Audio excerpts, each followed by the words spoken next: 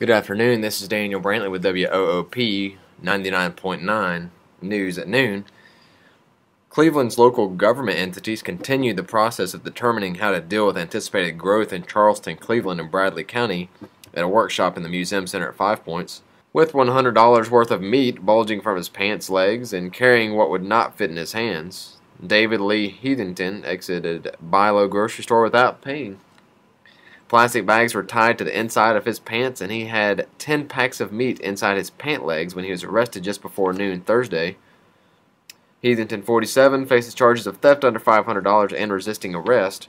When told by police not to return to stores, Heathington stated, quote, he would be there tomorrow doing the same thing, and he proudly said, "You cannot stop me." He's been arrested on 81 charges in Hamilton County since 1994. More than half were thefts. This is Allison Brown. A man hopped into a Wilson County ambulance that was blocking his car and tried to move it while paramedics were loading a patient. The Mount Juliet police told the Tennessean that paramedics heard the engine start and were able to stop the 65-year-old Warren Mohammed before he could move the ambulance. Mr. Mohammed was arrested on Saturday on one count of unauthorized use of a vehicle. Major road construction work begins on Highway 60 in Cleveland this week. State Highway 60 and McGrady Drive at the Bilo is where the construction will be taking place. It's a new phase in the highway widening project. The project was supposed to start Monday, but it will now start tomorrow, Thursday, due to required utility work. Officials say that crews should finish work in June 2012. Southeast Tennessee Veterans Home is getting much closer after Governor Bill Haslam announced his proposed 2013 budget that included the last of the $23.2 million needed for the home. State Representative Kevin Brooks said that funding for the home includes more than $7 million in local money already committed, $3.1 million from the state, and more than $13 million in federal funds. Combined, that $23.2 million is the full amount needed to build the home. The local money includes $3 million from an anonymous donor and $2 million commitments each from Bradley County and Cleveland governments. Bill Norwood, a Korean War veteran and former prisoner of war, said the home is desperately needed in the area. This is Allison Brown. McMinn County is teaming up with Vince Gill, who will be an honorary narcotics officer. Sheriff Joe Guy met with the singer last year about the idea. Guy hopes the partnership will bring more attention to the county and the state's meth problems. The sheriff provided Gill with his own badge, and the singer also took the oath of office as a narcotics investigator. Thank you, Allison. A federal appeals court has ordered a new sentencing for former Hamilton County Sheriff Bill Long, saying there was a mistake in calculating his 14-year sentence. Long has been in custody since pleading guilty in May 2008 to extortion, money laundering, providing a firearm to a felon, and cocaine possession. The Tuesday order by the U.S. 6th District Court of Appeals remands the case that carried a mandatory minimum 10-year sentence to U.S. District Judge Harry S. Mattis. An FBI agent's affidavit said Long told agents that just before his arrest as sheriff, he had loaded 10 kilograms, or 22 pounds, of cocaine into a car trunk. That is heavier than a full-grown miniature schnauzer. And sports. Peyton Sliger, a senior at William Blount High School, recently signed Lee University's men's golf scholarship papers and will be a part of Coach John Maupin's program in the fall of 2012. Sliger plays for coaches Jason Rowe and Mike Johnson at the Maryville, Tennessee school. He also receives instructions from Eric Rebman, PGA teaching professional at Iguani Golf Course, and Scott Wilson, PGA professional at Alcoa's Green Meadow Country Club. The Kentucky Wildcats beat the Tennessee Volunteers 69-44 Tuesday night. A big victory that extended the Wildcats' home winning streak to 48 games. Kentucky started the game by hitting its first 11 shots over the opening 11 minutes as the Wildcats won their 14th straight overall game in another dominating performance. This is Daniel Brantley with WOOP's News at Noon. You can find us online at whoopfm.com. U.S. home prices fell for a third straight month in nearly all cities tracked by a major index. The declines show that most homeowners are not reaping the benefits from some signs of an improving housing market.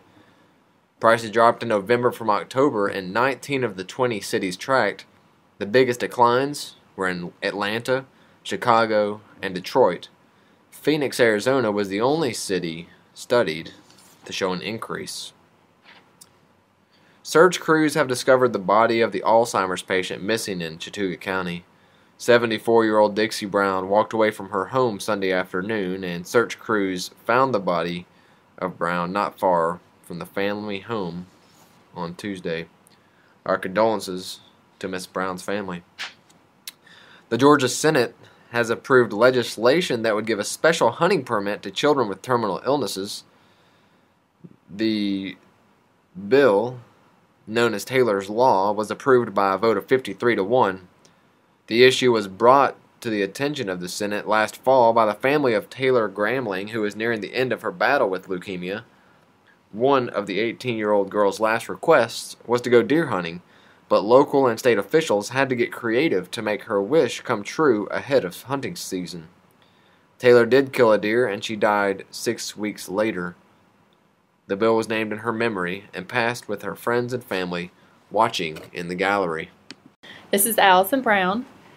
At approximately 3 a.m., Chattanooga police officers responded to 7604 Standifer Gap Road. They found a 40-year-old woman suffering from a non-life-threatening gunshot wound. The victim was transported to Erlanger Hospital for treatment, and no arrests have been made at this time. Thank you, Allison. In other news out of Chattanooga, while the gang problems seem to be getting worse and we hear of shootings on a daily basis, the city's new library director is receiving a 44% increase of pay over the old director. With this move, the new director will make more money each year than the city's police chief and fire chief.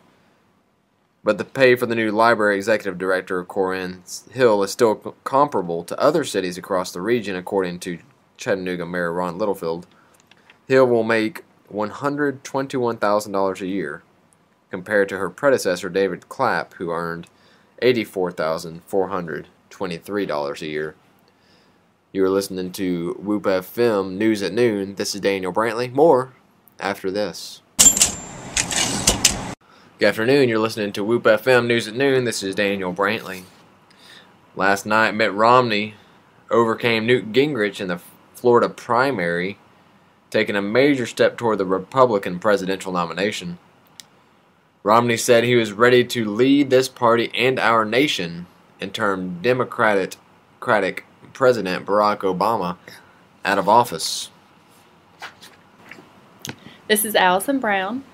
David Hasselhoff has proposed to his girlfriend in Australia, and she appears to have finally said yes. Yay. The former Baywatch star has wanted to wed his girlfriend, Haley Roberts, ever since they started dating in early 2011. Hasselhoff has previously dropped to his knee and asked Roberts to marry him on 5 different occasions, but she has so far turned down his proposals. Ouch! However, it now appears the actor has finally received the answer he wanted after popping the question on top of a famous Australian landmark.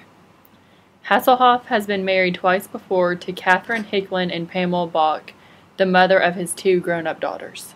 Adele is gearing up for her big comeback. The singer's not performed in public since calling out for tour to undergo surgery on her vocal cords. In a post on her Twitter page, she writes, I'm a bee, singing at the Grammys. It's been so long, I started to forget I was a singer. To close out today's News at Noon, I would like to read a story written by Dalton Roberts in the Chattanooga Times Free Press. It's titled Funny Bird Stories. Birds can be funny. I have often written about Long John Cardinal, the one-legged cardinal I had for 5 years, but I haven't written about his sex drive almost killing him. After I rescued him from starvation by placing his sunflower seeds on top of my patio fence, he got healthy and hearty, and his hormones started flowing. Most birds raise one nest of babies a year, but the first year, Long John raised 3. And of course, if you bring the little rascals into the world, you must help Mama Redbird feed them.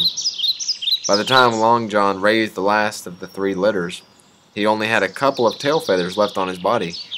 By winter time, he barely got enough feathers grown to get him through the winter. Not only was he almost naked, he was so skinny he could have made Twiggy a good husband. A bird needs a little body fat to get through a Tennessee winter.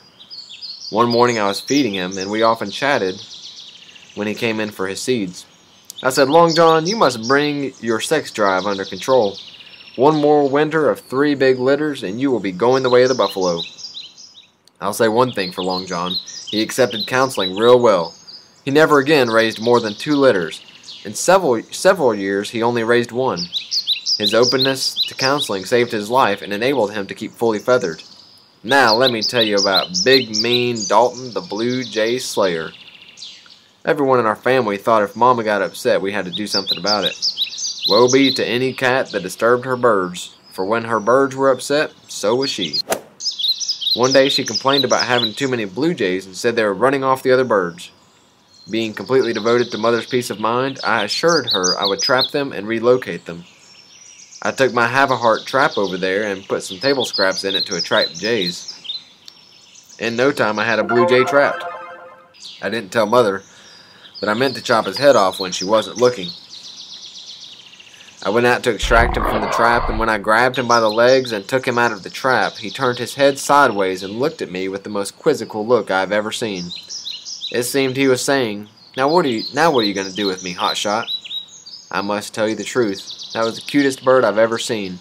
His look melted my heart. I turned him loose and went inside.